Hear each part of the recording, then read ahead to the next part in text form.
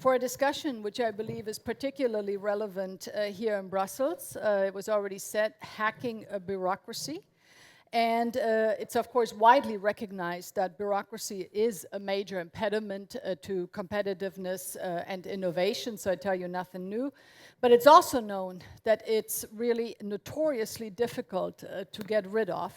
And let me say that that is certainly true both in the public, but also in the private sector, I believe, where bureaucracy most certainly also exists. But maybe we use this discussion to really talk about how do you hack bureaucracy, and how do you change risk aversion and institutional legacies? How do you incentivize change in organizations that are often very happy to speak about innovation, but then all too often fail to walk the talk? And I would argue that really two game changers have exponentially increased the likelihood of hacking bureaucracy. Firstly, digital technologies, which, as you all know, have had a profound transformational impact on businesses, but most certainly is now disrupting the public sector in a major way. And secondly, a new generation is coming of age, so the so-called digital natives. And those are people who have grown up with digital technologies. And they will certainly expect to interact with government in a completely different way, wanting much more personalized services and ability to give feedback in real time, not to mention the expectation to do all of their interactions online.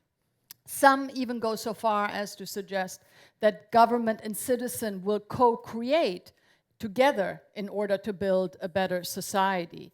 So I'm thrilled to have with me this afternoon what I consider an absolutely stellar panel of experts and practitioners who are trying to do exactly that: hack bureaucracy, drive innovation, really disrupt the system with the ultimate goal of rebooting government, at least those parts that don't work. So why don't we immediately start with Laura Citron, Managing Director of WPP's Government and Public Sector Practice. Laura, you've spent your career really very much at the intersection of public policy and communication. I looked at a very insightful article you recently wrote about the need for more personalized services. And you also teach at the University of Oxford and the Lee Kuan Yew School of Public Policy in Singapore. It's great you can be with us. So tell us, hack bureaucracy, what's it all about? Thank you, and thank you very much for inviting me to be here. So as you said, I'm from WPP, which is a global marketing business. So as a marketer, I'll stick with what I know and share some thoughts on where government can perhaps learn from the world of marketing and brands. And I think that matters because the expectations that citizens have of their interactions and experiences with government are set by our experiences as consumers and our interactions with brands. So just wanted to touch very briefly on three areas that I think perhaps we can learn from the world of marketing. The first is emotion. Emotion is not something that bureaucracies are usually very comfortable with. And if you take the people who work at the intersection of policy and technology, they are often even less comfortable with the idea of emotion. But emotion really matters when we're creating public services online.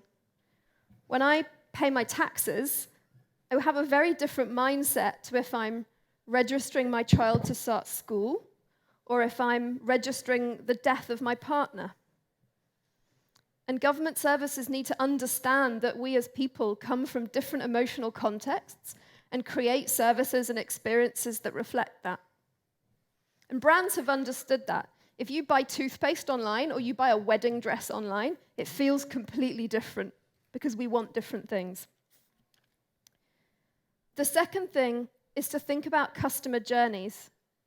And that matters because what I've noticed working with governments around the world is that we're very focused on building websites. But as citizens, our journeys and our interactions with government start and end way before and way after we actually go on a government website. Take tax payment, for example. Often we'll see a policy goal which says, We want to make it possible for citizens to pay their taxes online. Great. So we build a site and we make it possible. We don't set an outcome of how many people should actually pay their taxes online. There's a really good example of this in Kenya, which launched a mobile tax payment system. Kenya is a world leader in mobile payments. And at the beginning, it was there and it existed, but there wasn't very much usage of it. So they did a big communications campaign. They really understood why people weren't using it. And they had over 300% increase in online tax payments in Kenya. And that's the actual policy outcome, not building the site. And the final thing, briefly, which you touched on, Anne, is personalization. Governments know more about us than probably any other organization, but often we don't apply what we know. So as consumers, we find it normal now that when we go on Amazon, if we choose one product, it suggests other products based on what they know about us and our tastes. Why wouldn't government do the same thing? If I register my child to start school, here are some free swimming lessons in your area. Would you like some advice about healthy eating for under fives? But we don't do that. So emotion, personalization, and journeys. I think my colleagues here are going to talk more about how we get that done within the culture of organizations. But my final thought is that if we don't do this, we risk recreating in the digital space the dysfunctional divide between a faceless bureaucracy and a human citizenry. And we have a great opportunity as we shift our relationships online to have a more human interaction. And for me, that's really what government can learn from brands and from marketing. Excellent. Thank you so much. Thank you so much, Laura. I mean, so much of what you're saying rings absolutely true. I had the wonderful opportunity to spend some time at Stanford University this summer and to talk to someone who talked to us about decision-making and said that contrary to what we believe, it's actually, most decision-making is emotional. It's not rational. And you use then the rational side of your brain to rationalize an emotional decision. And I thought this is very important for public policy because it has huge ramification. You don't just go to the citizen with just data and analysis, but much more with stories and narrative empathy. So thank you. That, I think, got us off to an excellent start. Next up is John Farmer, Director of Technology and Civic Innovation at Microsoft. Previously, John, you were Senior Advisor for Innovation at the White House Office of Science and Technology Policy. Among your many accomplishments, you co-founded and ran the Presidential Innovation Fellows Program, and you were also involved in the administration's healthcare reform. So, John, over to you. Great you can be with us. You're joining us from New York today. Go ahead. Thanks so much, Anne. I really appreciate it. I'm going to build off of something that Laura just did, which is talk about a bunch of lists of three. So when I think of hacking bureaucracy, we're trying to do three things. We're trying to make it better, faster, or cheaper.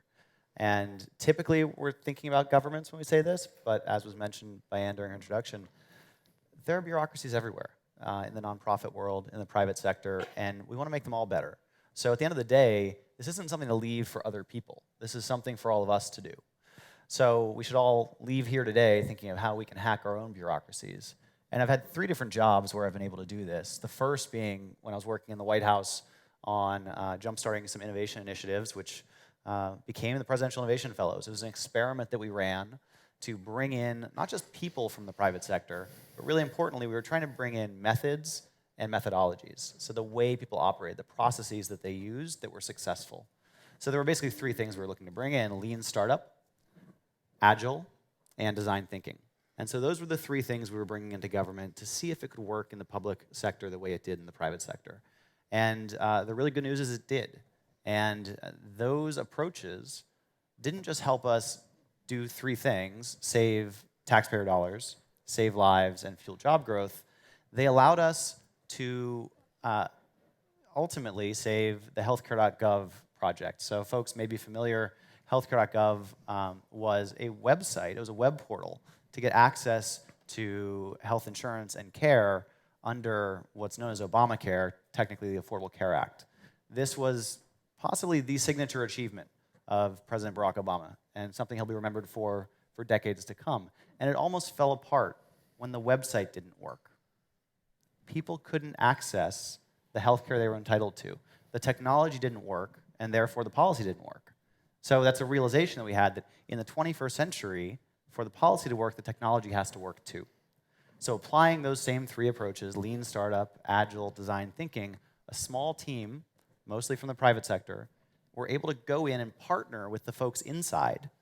And in 6 weeks, they fixed it. They took a $200 million login system that didn't work. And for $4 million, they made one that did work. Again, mostly the same people using new approaches. So that's the approach in the public sector that we've applied, and I enjoyed that so much that I decided to join Microsoft because we had an opportunity to do similar things from the private sector. So to work on really hard public challenges from the standpoint of a global technology company, using all the resources we could bring to bear, being collaborative. And so for the last couple of years, I've been based in New York doing exactly that, working on primarily 3 different areas: jobs and skills, accessibility issues, and data-driven decision-making. So again, I think that these are issues that matter not just to those in the public sector, but to everybody in this room. And I hope that in the next half hour, we're going to get to discuss these in a little more detail. Thanks. Thank you so much, John. And you introduced what I think is another very important variable.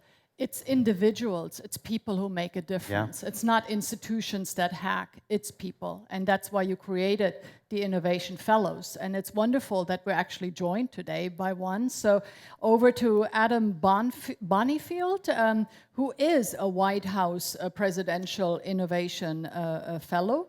And Adam, in addition to your government work, which probably you'll tell us about in a moment, you're also a serial entrepreneur, with your latest venture being a startup called Spinnaker, which is a platform for making big data accessible and actionable to anyone with a website.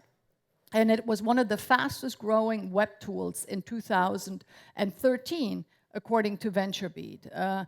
Adam, you must be an intensely a busy man combining both of these, but maybe tell us a little bit more about hacking bureaucracy, because you come probably as close to anyone on the panel here of being an actual hacker. So go ahead. Well, thank you for that. I'll take that as a compliment. Yeah, and on the subject of data-driven decision-making, when I first arrived in government, I expected it to be an environment without data-driven decision-making, and that was what I expected to be the problem with the bureaucracy I was entering. That's like the myth about government, that they don't actually use data to drive decision-making. In reality, it's not true. Data was used all the time and super intensely, and it was the constant focus of every question every bureaucrat I ever interacted with had.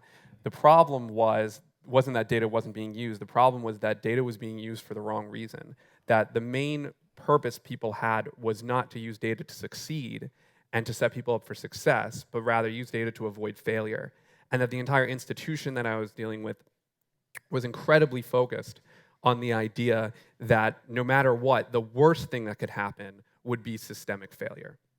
And so that, to me, struck me as the problem that needed to be hacked. And specifically, the problem with that mentality, of course, is that if you're that afraid of failure and that your modus operandi is to avoid failure, it's actually very hard to create a culture of success, because you can't really reward people for success, and you can't really do really innovative things. The whole premise of innovation involves experimentation, and experimentation by its nature demands failure. It demands that to some extent you won't succeed and you will produce risks that will often result in failure.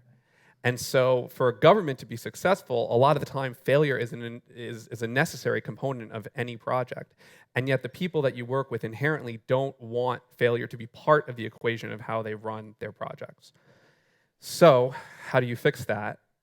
It's really difficult, is what I've learned, but part of it involves reframing a conversation that you have with citizens, that it's wrong when government creates programs that create an expectation of perfection that they have a message that's focused on the idea of a deliverable that will just be perfect and work without intervention, without conversation, without openness.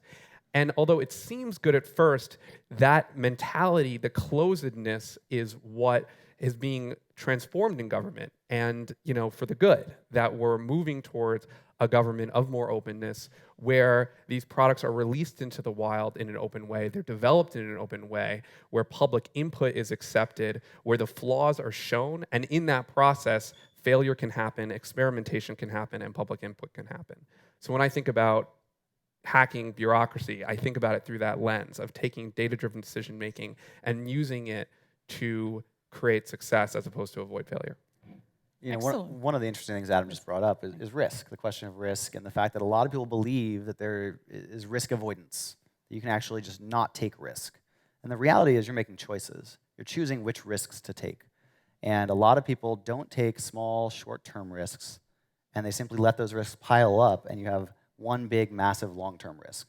And so one of the things that I think we've been successful doing in the United States, as well as folks in a number of other countries recently, is getting more small, iterative steps taken that might appear risky at first, but in reality, they're reducing the long-term existential risk. Very good. I think, an alternative is also because if you think of government, you can't be risk-taking all the time. Government needs to be stable. It needs to deliver basic services. One alternative can be to have sort of some pockets of experimentation where you can see, does it work on a small scale? And if it does, you can scale it up, because I think that's more realistic, because government will never be completely risk-taking. But I shouldn't be the one talking here. Laura, you're an expert. Come on, tell us what you know. I'm interested in your point on risk. I think one of the governments that's being very brave at the moment is the French government, if you look at what they're doing on social media to engage with young people.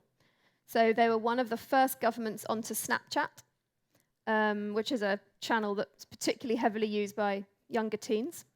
And they've been doing some content that's really quite risque for a government. So to give you an example, there's a French team on one of the big video game platforms that won the world championship in this esports. And they found out about this and made an official message from the Prime Minister to the esport community congratulating France on winning this video game competition, treating them like they were Olympians with like French flags and everything. And they had 5,000 retweets overnight, which is a really significant level of engagement for a government tweet. And it opened up a whole new community of young gamers to think the government notices me and they know what interests me. But that's a brave approach, and I think they've been pushing a lot of boundaries and deserve a lot of respect for that. It doesn't always work, but when it's successful, it does. Very good. So maybe who here works for the public sector? Who considers themselves a bureaucrat? Mr. Faber, maybe you say something. Why is that so offensive? You're a politician. So who's in an administration and wants to say something in defense of the bureaucrat?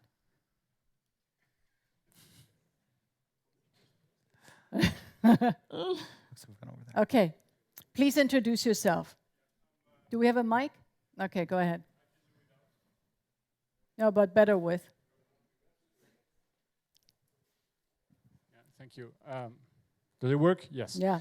So I'm Philippe Devost. I'm working with a French public financial institution, 200 years old, called Caisse des Dépôts. Mm-hmm.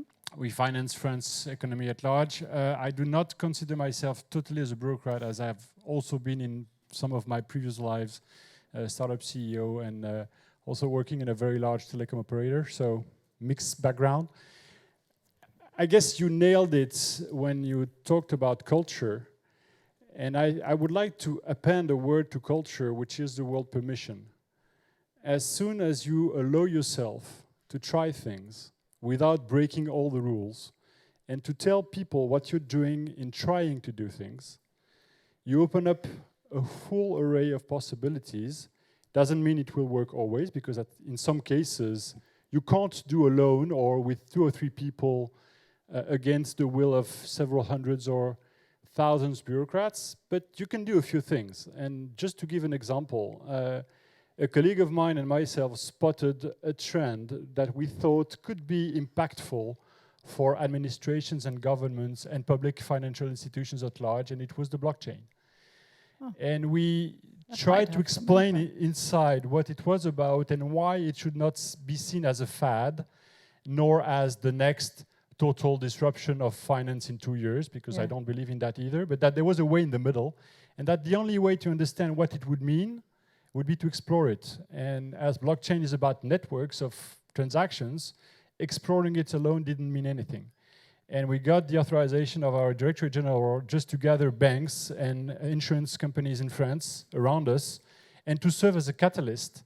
And actually it turned out to play very well, because most of those banks and insurance companies told us, you spotted it and you are doing something that we can't do, because if we as a bank stand up and say, okay, well, we will gather all our competitors in exploring together what the blockchain could mean or not mean for us, they would be immediately suspected of having a hidden agenda, which is not our case because we're neutral. So, but that requires giving yourself permission to try things and then believing that you can try to push the envelope as far as possible. And to do that, you don't need hundreds of people. No, I mean, I think that's some resilience. That's a very good point that you make, because essentially you talk about the important function that government has of foresight and anticipation, seeing what's in the pipeline and then working with the community to alert them to it. In your case, on blockchain. I mean, on hacking bureaucracy, I mean, is that part of it? Is knowing what's the next big thing and preparing government for it? Go ahead, Adam. And I think it's what's also super important is that, as the member of the audience pointed out, that bureaucracy is not inherently bad. The reason that we get delivered predictable services from government is because of bureaucracy. The reason that we have a constitutional set of values that play out in practice is because of the broader organism of bureaucracy. The problem isn't bureaucracy, the problem is the excesses of bureaucracy, the externalities of bureaucracy. And the member of the audience pointed out correctly that one of them is the suspicion of unfairness or undue practice, even when it's not, even when there's no rationale to it. That the accountability framework of bureaucracy that helps to ensure that we get what we want on time has this externality of sometimes over-policing itself and to stand in the way of people being forward-thinking and proposing things that are outside the box. So, again, the issue is not, fighting that to eliminate it, but fighting the excesses of that so we can explore forward-thinking ideas. So the question you brought up, you mentioned a couple of words, one being rules, another being permission. And it makes me think of experiences that I had multiple times when I was in government, where someone would tell me, you can't do that, it's against the law. And I would say, I'm sorry, I didn't know what law am I breaking or talking about breaking. And they would say, well, it's against regulation. And I'd say, which regulation? And they'd say, it's against policy. And then I'd say, well, can you show me this policy? And they would say, well, we've just never done it before. And that was the mentality, and that's why I think it's so important to have that permission, which often has to come from leadership. It has to come from leadership making an effort to create a space where people can try and experiment with new things, often without changing a single rule. It's simply being willing to try something new. Can I make a very guess? quickly? Yeah, go ahead. On the future technology that will be the blockchain of government equivalent. You can hold me to this in 3 years' time. And it's artificial intelligence-driven messaging. So Facebook, WeChat, WhatsApp, all investing very heavily in this. And it's the idea that artificial processing of language has now reached the quality that you can have a conversation via messaging service essentially with a robot that feels kind of okay. And what that means for how we offer services to citizens is huge. Because instead of you having to go online and fill in a form, you can just message with the government and have an actual conversation through WhatsApp, WeChat, whatever it is. So that would be my bet for the future. Very interesting. Is there any country that's doing that already, or any agency that you know of? Singaporeans. But interestingly, some parts of local government in the UK, there's a local council in London that has launched a concierge, service, which is essentially a chat system. I think we'll see a lot more coming. Very good to know. So I have to plug my employer. Microsoft is collaborating with Singapore on chatbots for public services. well, we always look for a global best practice, and remarkably often it's Singapore. So there aren't many civil servants or bureaucrats in this room. So let me ask the rest. Who of you feels like you're struggling with bureaucracy? Not many? So Europe, the perfect place? So do you feel empowered to do anything about it for those of you who have raised their hands?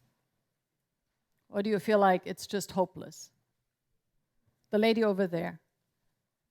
You. No, the lady behind you. Please stand up and introduce yourself. Can we have a mic?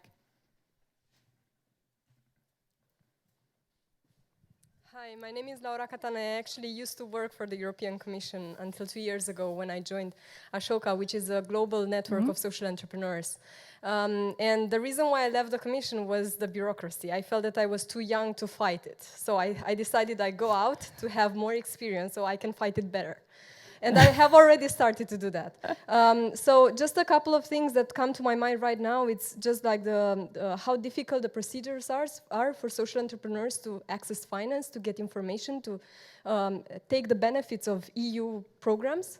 And how we're trying to fight it, it's actually, we're going back to the roots, human relations. We realize that we need those intrapreneurs inside the European institutions, but also the local governments.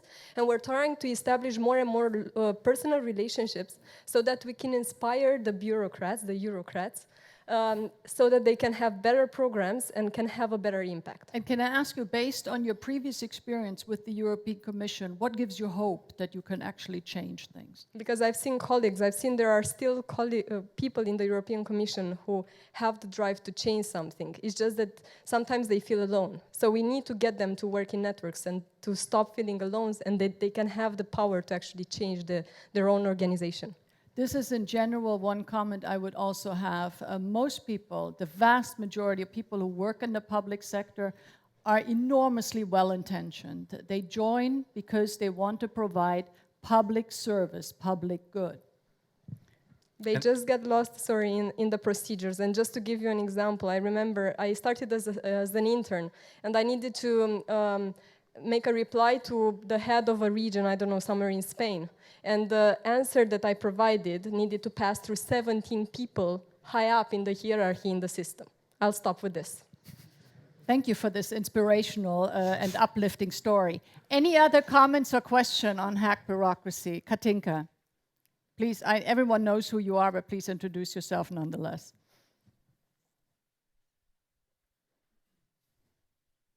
My name is Katinka Baric. I work for Allianz. I spent most of my time working with the public sector. I have a question to John.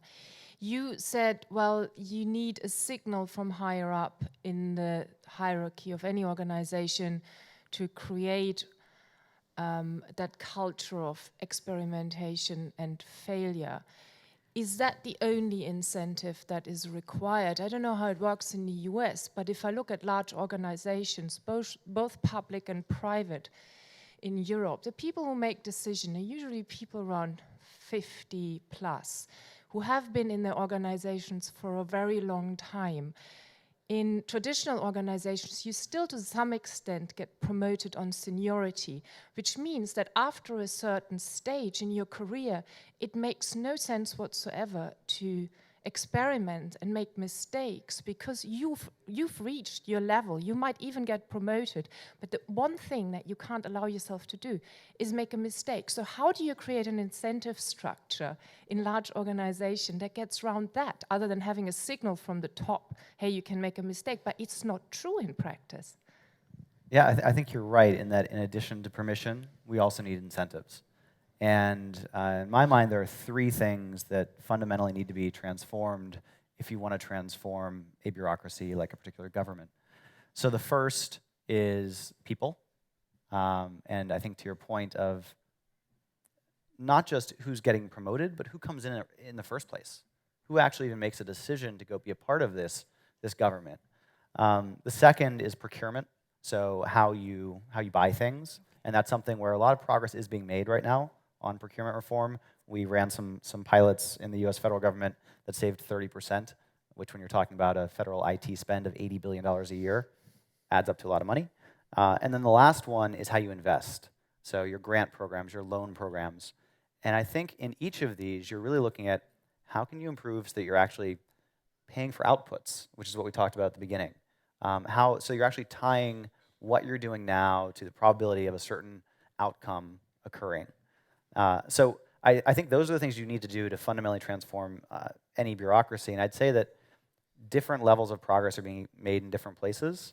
In terms of the incentives that you need to put in place, we could list a whole bunch of things, I think, collectively that we would all agree make sense. I mean, you probably want to pay a more competitive salary for one.